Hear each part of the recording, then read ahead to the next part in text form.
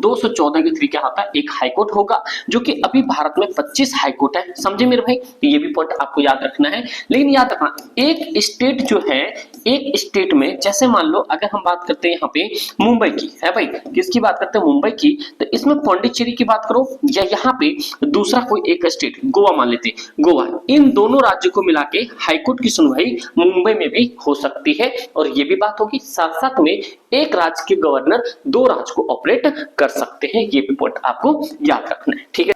नमस्ते भाइयों, तो मेरे भाई क्लास 11th में अगर आप लोग के पास पॉलिटिकल साइंस है, मतलब राजनीतिक विज्ञान है, उसके चैप्टर 7 आपको फेडरलिज्म मतलब संघवाद आपको पता होना चाहिए कि ये जो है बहुत ही ज्यादा इंपॉर्टेंट चैप्टर है।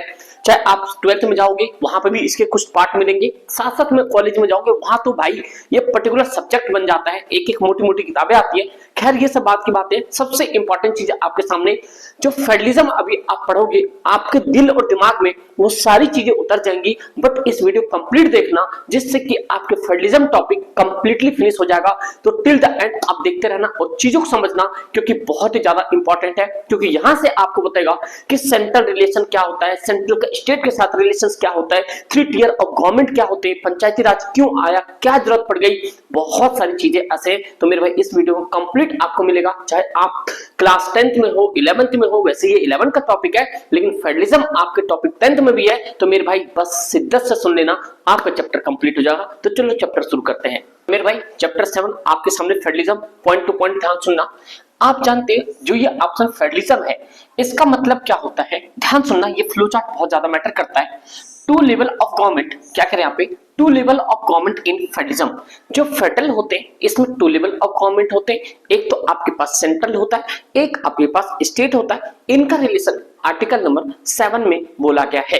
तो मेरे भाई सबसे पहले कह रहा है government for the entire country, example union government कहते हैं, जैसे कि पूरे देश के लिए गवर्नमेंट। जैसे आप मानो कि छोटे छोटे राज्य मिला के एक बड़ा देश बनाया जाता है, जैसे बिहार, राजस्थान, उत्तर प्रदेश, मध्य प्रदेश। मतलब कि अभी करंटली हम बात करते हैं 20 स्टेट 28 अपन में, ये जो है आपके यूनियन टेरिटरी है, ये आपके पास क्या है, स्टेट्स हैं। तो मेरे भाई इनको मिला के क्या बना है, एक यूनियन गवर्नमेंट बना है। देन आफ्टर आपके पास बनता है government for provinces state, like state government. अब स्टेट गवर्नमेंट आपको मैंने बताया, जैसे बिहार गवर्नमेंट हो गया, यूपी गवर्नमेंट हो गया। जैसे कि मान लो आप कभी भी जाते हो तो ये देखते हो कुछ इस तरीके से लिखा होता है, यहाँ पे बिहार पुलिस लिखा हो गया है भाई, कुछ इस तरीके से लिखा हो गया बिहार पुलिस, तो ये इनका मैटर चला गया। अगर मान लो कभी दिल्ली पुलिस लिखा है, तो दिल्ली जो है किसका, सेंटर का, जो दिल्ली है ये मेरे भाई दिल्ली पुलिस किसकी कहानी है, ये आपकी सेंट्रल की कहानी है। क्योंकि दिल्ली जो है एक तरह से यूनियन टेरिटरी है, और यूनियन टेरिटरी में किसका हक होता है, सेंट्रल गवर्नमेंट का हक होता है। तो इसलिए मेरे भाई दिल्ली पुलिस क्या है, एक सेंट्रल की पुलिस है, समझे। उसके बाद आपके सामने सबसे इंपॉर्टेंट चीज आता है, जो ये आपके फीचर्स जो होते हैं, ये आप इसे इंपॉर्टेंट मार्क करो कि फीचर्स ऑफ फेडरलिज्म। फेडरलिज्म के फीचर्स क्या होते हैं, ये आपके पेपर में पूछेगा मेरे भाई। पहला 2 और 3 टियर ऑफ गवर्नमेंट। अभी आपने कहा कि भाई फेडरलिज्म में 2 टियर ऑफ गवर्नमेंट होते हैं, 2 स्तरीय सरकार होते हैं, बट अभी 3 टियर्स कैसे आ गया, मेरे भाई ध्यान सुनो। जब आपके पास ये सेंट्रल होता है, फिर ये आपके पास एक स्टेट होता है, स्टेट के नीचे एक लोकल बॉडीज होती है, जैसे हम पीआरआई बोलेंगे, आगे हम डिस्कस करेंगे इसमें पीआरआई, ठीक है, जो कि 1992 में आया था। अभी हम डिस्कस करेंगे, बहुत सारी चीजें डिस्कस करने के लिए, बट चीजों को समझना और जो जो फैक्ट बता रहा हूं इसको आप रिटर्न करते जाना। तो सबसे इंपॉर्टेंट चीज है इसके फीचर्स में, पहला 2 और 2 से ज्यादा टियर ऑफ गवर्नमेंट हो सकती है। Existence and the authority of each tier of government constitutionally granted है। चाहे आप देखो, चाहे आपके सेंट्रल की बात करो या स्टेट की बात करो, सेंट्रल भी आपके कॉन्स्टिट्यूशन के अकॉर्डिंग ही कानून मतलब कि अप्रूव करती है, स्टेट भी ऐसे करती है। क्योंकि सेंट्रल गवर्नमेंट क्या कर रखा है, कुछ कानून स्टेट गवर्नमेंट को दे रखा है, स्टेट भी अपने पास इनके अथॉरिटी है कि वो सारी चीजें कर सकता है। जैसे आप देखो कि ये चीजें हैं कि जैसे बजट है, वैसे बजट का तो कोई ऐसी बात की नहीं गई है कॉन्स्टिट्यूशन में, मतलब कि फिर भी हमारे पास एक बजट वर्ड है जो आप जानते हो। तो इसमें एक तो सेंट्रल का बजट होता है, आप जानते हो सेंट्रल लेवल पे चेक होती है, फिर आप यहाँ पे स्टेट लेवल पे इनके पास होता है। तो क्यों होता है, क्योंकि जो इनके पास फाइनेंशियल लेवल था, इन्होंने कहा कि भैया आप भी अपने आप से इंडिपेंडेंट हो, तो इसीलिए राज्य के अंदर भी बजट पेश होती है, समझे। तो जैसे मान लो कि अभी भी स्टेट की बात करेगा तो यहां से इसको नोट करना, अगर स्टेट के अंदर अब बजट की बात करोगे तो इस स्टेट के अंदर 243 यहाँ पे आई के अंदर में इंडियन कॉन्स्टिट्यूशन के अकॉर्डिंग 243 आई क्लॉज आई के अंदर में बोला क्या है, इनके पास फाइनेंशियल बॉडीज होगी। क्या होगा यहाँ पे, एक फाइनेंशियल बॉडीज होगी स्टेट के पास में।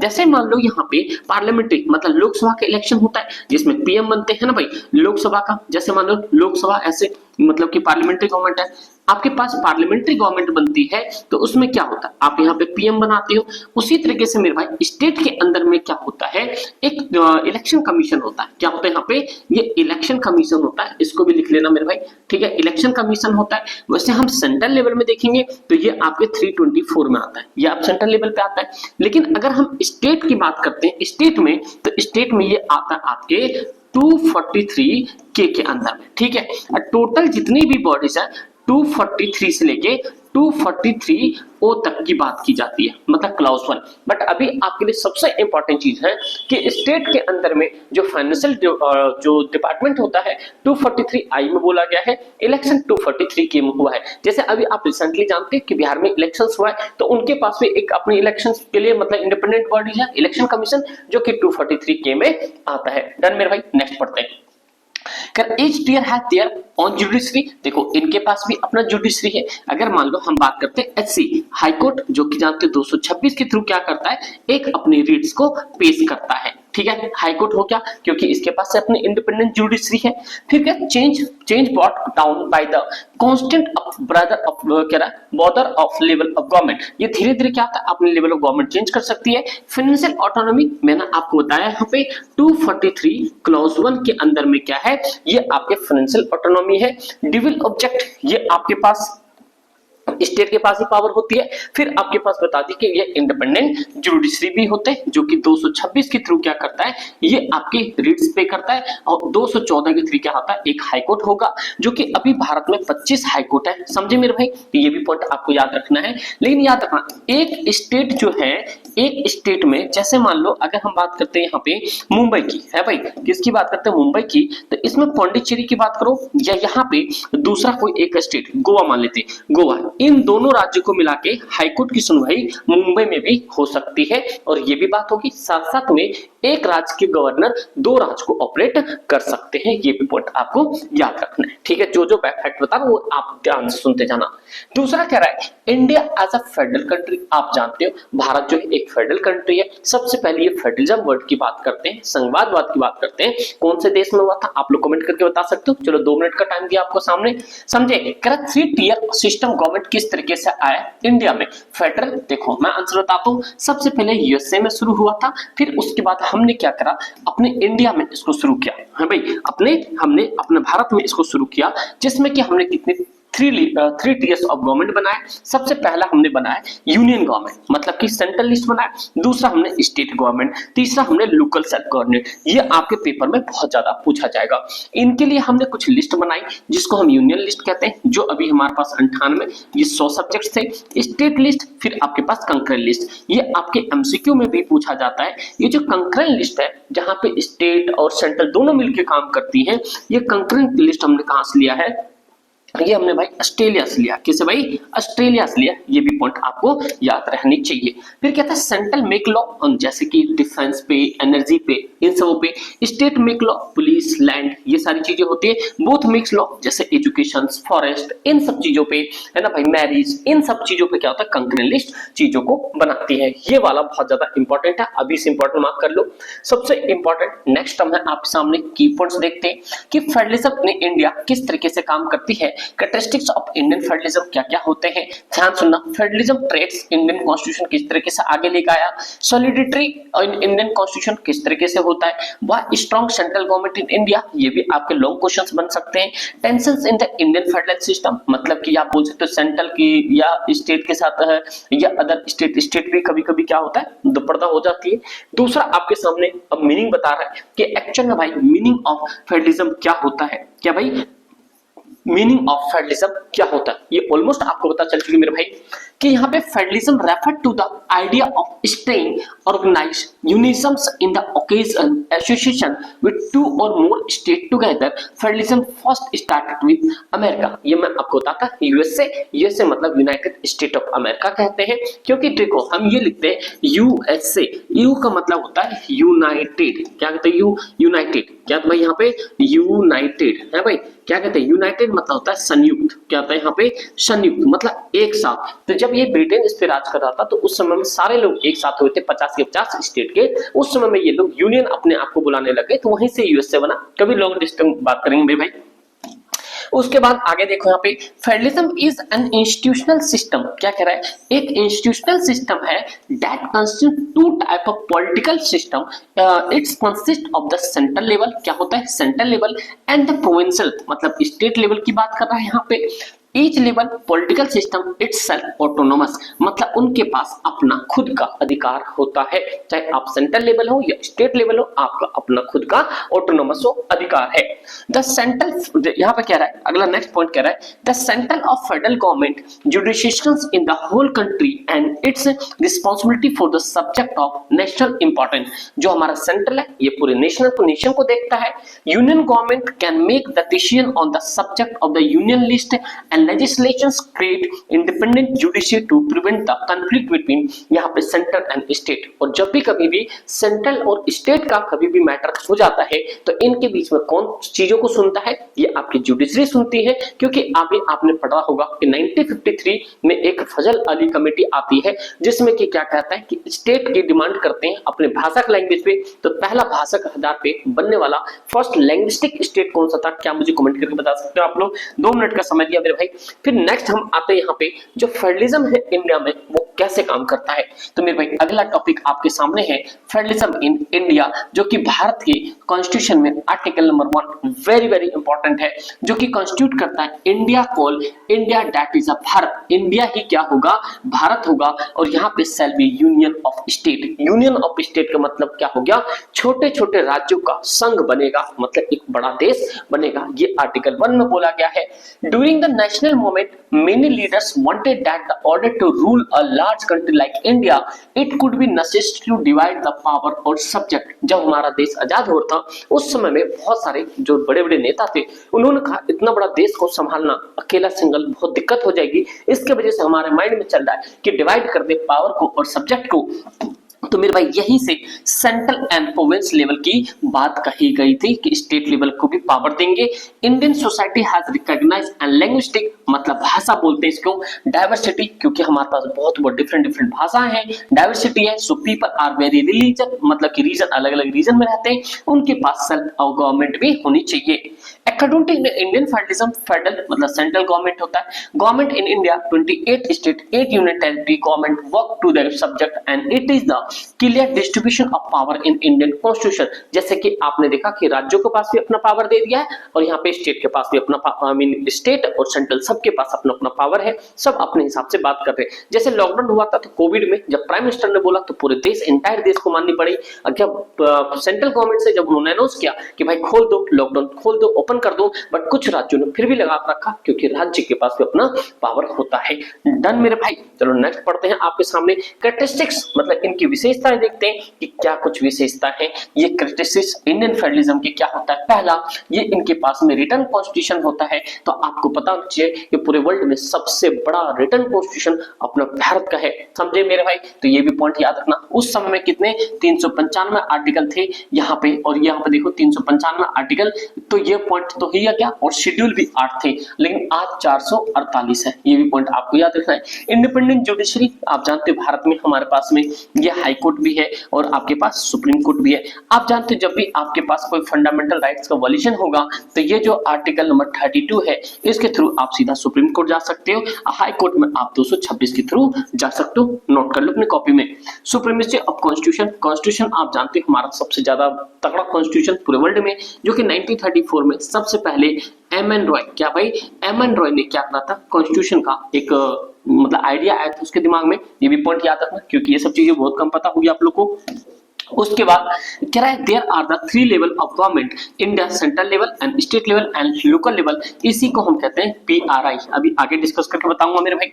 जब ये सारी चीजें होती है तो आगे आपके पता चलता है कौन से जैसे सेंट्रल है, स्टेट है, किसके पास कितने सब्जेक्ट के मतलब की वैल्यूज दे रखी है। देखो डिवीजन ऑफ पावर बांट दिया, यूनियन लिस्ट 98 सब्जेक्ट होंगे, स्टेट लिस्ट 61 होंगे, कंकरेंट लिस्ट 52 होंगे। इसमें थोड़ा सा अप्स एंड डाउन होता रहता है, समझे मेरे भाई। तो ये आप लेटेस्ट डेटा एक बार देख के जाना।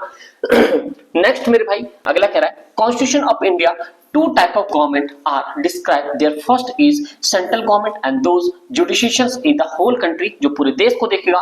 Second is आपके पास state government, जो कि jurisdiction limited होगा only the state, मतलब कि ये जो होगा जो state की जो high court supreme high court होगी वो अपने state का ही मैटर देख सकता है. Both the constitutional government and the clear description of its scope, मतलब ये किसना constitutional rights इन सबको मिला हुआ है, समझे। तो नेक्स्ट पॉइंट आगे देखते हैं क्योंकि हमारे लिए ये बहुत ज्यादा मैटर करेगा और ये वाला पॉइंट आप इंपॉर्टेंट मार्क कर लो भाई। अगर अभी भी लाइक नहीं किया लाइक कर दो क्योंकि क्लास 12th में 110% गारंटी, तो चाहे आपके पास हिस्ट्री हो पॉलिटी हो एवरीथिंग आपको मिलेगा, इतनी गारंटी है। बट हाँ बट मेरे भाई इस वीडियो को लाइक जरूर करना क्योंकि ये बहुत ज्यादा इंपॉर्टेंट है, क्योंकि मैं पढ़ाते में सिर्फ और सिर्फ मैं कंटेंट पे बात करूंगा और कुछ भी नहीं। हाँ बट ये है क्यों जानते हो आप, ये मेरे पीजीटी के एग्जाम चल रहे हैं, इसमें अगर आप आगे मैं तो ज्वाइन हो ही जाऊंगा, बट आपको एक चीज देखना है कि आगे अगर आप लोग को भी किसी फील्ड में जाना है, गवर्नमेंट सेक्टर में जाना है, तो आप कांटेक्ट कर सकते हैं। व्हाट्सएप ग्रुप होगा उससे लिंक ज्वाइन कर लेना, ठीक है। इंस्टाग्राम पे फॉलो कर लेना, लिंक डिस्क्रिप्शन में होगा, सारी चीजें आपको वहां से पूछ सकते हो।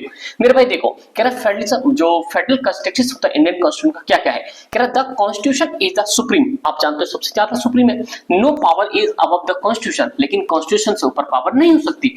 All will remain within the limitation of the constitution, जो भी चीज होगा चाहे जुडिशियल हाई कोर्ट हो सुप्रीम कोर्ट हो, कॉन्स्टिट्यूशन के अंदर में रह के ही काम करनी पड़ेगी। अगला, India is a independent judiciary that does not allow to government to be dictators, कोई भी गवर्नमेंट उस पे अपना हस्तक्षेप नहीं करेगा।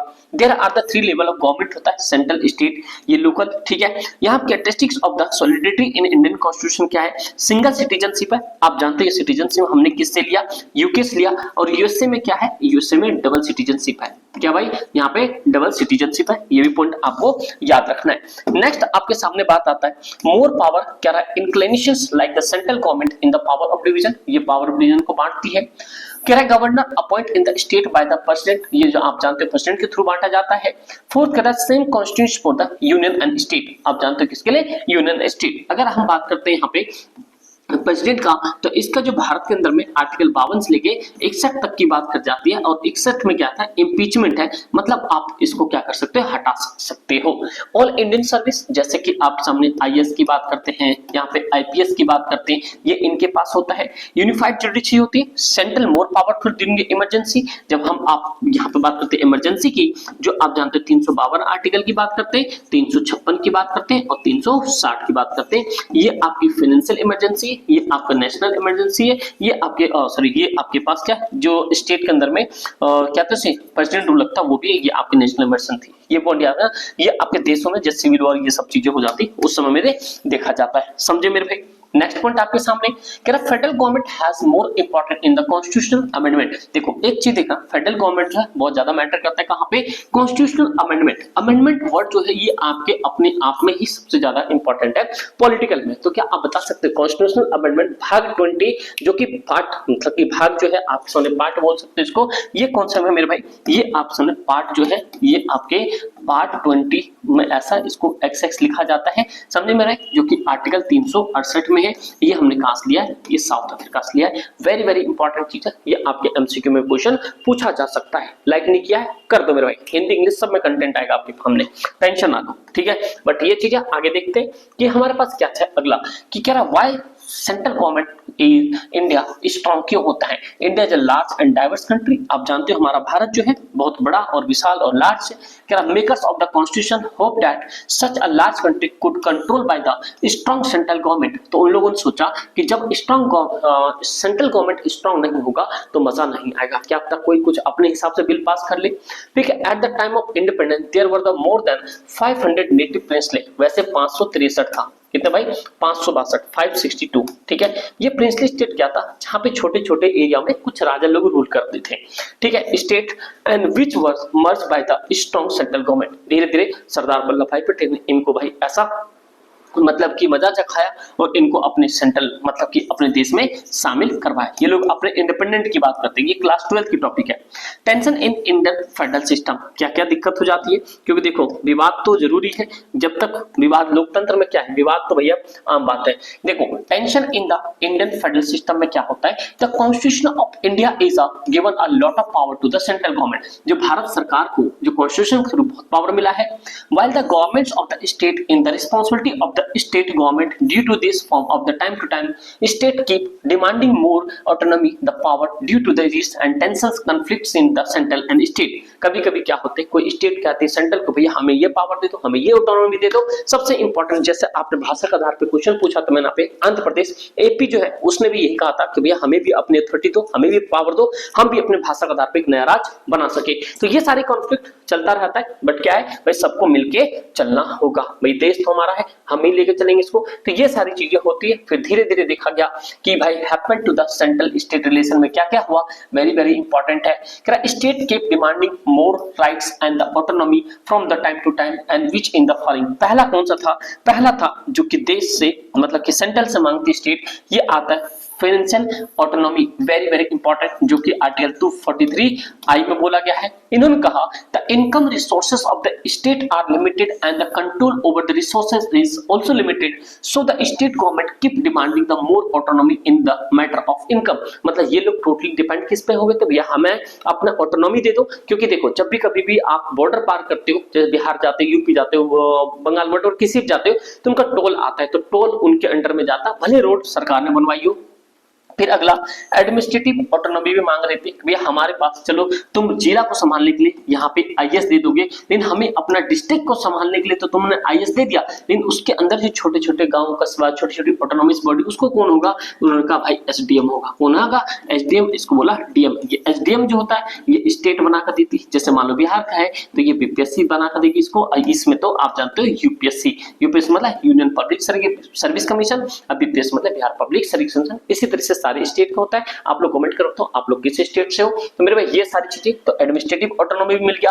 कल्चर एंड यहाँ पे agnostic issues, many state supports Hindi language and the encourage only the language prevent in their state. मतलब बहुत सारे लोग ऐसे थे जो सिर्फ अपने भाषा को देख रहे थे, मतलब दूसरी चीजों को नहीं देख रहे थे। बट मेरे भाई याद रखना, नागालैंड जो है, नागालैंड में कौन सी भाषा बोली जाती है, हिंदी, इंग्लिश, उर्दू, कमेंट करके बताओगे। चलो मैं आपको बताता हूँ, 5 सेकंड का टाइम देता हूँ। 1 2 3 4 भाई इंग्लिश बोली जाती है वहां पे, ठीक है भाई, ये पॉइंट याद रखना। Role of governor and the president rule, देखो मेरे भाई जो गवर्नर होता है यहाँ पे प्रेसिडेंट रूल में सबसे बड़ा हकदार होता है। क्योंकि देखो किसी राज्य में अगर सरकार गिर गई है, सीएम मर गया, ये कुछ भी घटना ही हो गई है, तो वहां पे प्रेसिडेंट रूल लगेगा गवर्नर के कहने पे। कौन सा आर्टिकल में, ये आपके पास लगेगा, ये आर्टिकल नंबर 356। ये आपके वन लाइनर में भी क्वेश्चन आता है, याद रखना। The president appoint governor in the state with the consulting the state government who sometimes interferes unnecessarily in the daily affair of the state, मतलब पूरा कंट्रोल करता है। The central government puts the pressure on the governor and impose the unfair president rule in the subject to the article 356। ये मैंने आपको ऊपर बता दिया है। 3 तरीके की चीजें होती है। Demand for the new states, जो भी चीजें होता है सेंट्रल गवर्नमेंट से नई स्टेट की भी डिमांड करती है। न्यूली अभी जो नए स्टेट बने हैं, 2014 में आंध्र प्रदेश बना था, तेलंगाना बना था, ये भी पॉइंट आपको याद होना चाहिए। लेकिन अभी जो यूटी जो बना है नए में 2019 में, 5 अगस्त 2019 को कौन से 2 ऐसे यूटी यूनियन टेरिटरी बने, कमेंट करके बताओ। ये ऊपर नॉर्थ का पार्ट का है, ठीक है मेरे भाई। इंटरस्टेट डिस्ट्रीब्यूशन, जो डिस्प्यूट्स होता है, आपस में लड़ाइयां हो जाती है, जैसे आपने यहाँ देखा होगा इन द फेडरल सिस्टम, क्या है federal system, they are the dispute in the 2 और more state such as a border dispute, जैसे कर्नाटक, महाराष्ट्र, ये सारी चीजें, ये बेलगाम, ये सारी चीजें चलती रहती है आपस में एक दूसरे स्टेट से, बट सेंट्रल इन सबको निपटाता है।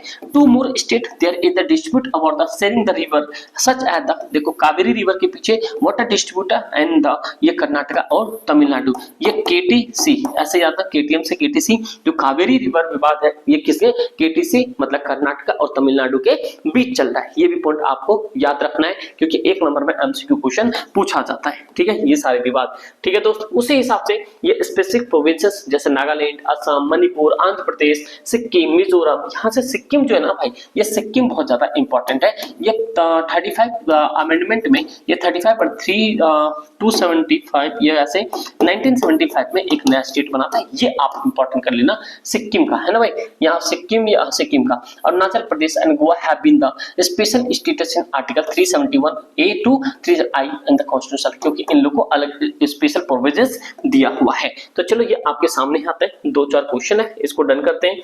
होप सो आपको समझ आया होगा। अगर आपने फेडरलिज्म में इतनी सारी चीजें पढ़ ली तो भाई मौज मौज है, बस आपको कुछ नहीं करना, व्हाट्सएप ग्रुप को ज्वाइन करना है, लाइक करना है और कमेंट प्यारा सा करना है, और भाई इंस्टाग्राम को फॉलो करना है। जो भी कंटेंट नेक्स्ट चैप्टर कमेंट करना, उसके बाद आप सभी को आंसर देना। पहला क्वेश्चन है, which type of the citizenship is provided in India? India में कैसे सिटीजनशिप है? Dual citizen, single citizenship, multiple citizen, none of the above, इनमें से कोई नहीं। तो मैं आपके सामने 2 ऑप्शन काट के देता हूं, आप लोगों को कमेंट चाहिए, ठीक है भाई। दूसरा, which commission was appointed the review the central state relation, जो कि 1983 में आया था, जिसका नाम था यहाँ पे शाह कमीशन। नहीं, ये मैंने कोई कमीशन नहीं बनाया, सरकार या गोस्वामी कमीशन, नन ऑफ नहीं, ये गया, ये रहा आपका सरकारिया कमीशन, कि कभी भी स्टेट रिलेशंस की बात को रिव्यू करेगा और कभी भी फंडामेंटल स्ट्रक्चर चेंज नहीं होगा। डन मेरे भाई। Next point, who has power to dissolve state legislative assembly? आप जानते हो जिस तरह से लोकसभा है, यहाँ पे राज्यसभा है, इनको लोकसभा को या राज्यसभा को प्रेसिडेंट भंग कर सकता है, खत्म कर सकता है। उसी तरह से जो स्टेट के अंदर में जो आपके लेजिस्लेटिव असेंबली है वो कौन डिसॉल्व करता है? Chief minister, prime minister, high court, governor. आप ऑप्शन एलिमिनेट करोगे, भैया प्राइम मिनिस्टर का कोई बड़ा रोल है नहीं, इसका सेंट्रल में है, डिसॉल्व करेगा, कोर्ट का कोई मतलब है नहीं, जब कोई डिस्प्यूट होगा जब यहाँ जाएंगे। बच्चा चीफ मिनिस्टर, गवर्नर, आप जानते हो कि ये लेजिस्लेटिव असेंबली की बात कर रहा है, तो यहाँ पे कौन आ जाएगा? गवर्नर आएगा। चलो नेक्स्ट देखते हैं अगला क्वेश्चन, ये आप लोग कमेंट करोगे। Who has the power to resolve the inter state dispute? ये क्या कर रहा है? इंटर स्टेट डिस्प्यूट गवर्नर अपने राज्य में करेगा, सुप्रीम कोर्ट प्रेसिडेंट अपने लिए करेगा। अब इन दोनों में कहानी फंस गई, लेकिन आप लोग कर सकते हो कि जब भी कोई दिक्कत होगी तो सुप्रीम कोर्ट जाएगा। तो बस आप लोग मुझे कमेंट करके बताना कौन से आर्टिकल में सुप्रीम कोर्ट स्टेट और सेंट्रल की जो स्टेट डिस्ट्रिक्ट होता है उनको संभालता है। होप सो आपको चीजें समझ आई होगी। भाई देखो, पढ़ने में और पढ़ाने में कोई मजाक नहीं, कोई दोस्ती नहीं, कोई फन नहीं, क्योंकि बहुत सारे लोग बोलते हैं यूट्यूब पे बहुत फन से पढ़ाओ, ये पढ़ाओ। भाई मेरा ये मानना है, क्योंकि आगे जो कॉम्पिटिशन है वो आपके सीरियस पढ़ाई से हो पाएगी, अदरवाइज कुछ नहीं। बस मौज मस्ती करते रहो, टेंशन फ्री रहो। ऑफलाइन ज्वाइन करना चाहते हो उसका भी व्हाट्सएप ग्रुप से सारी डिटेल मिल जाएगा, टेंशन फ्री हो। Thank you so much and जय हिंद।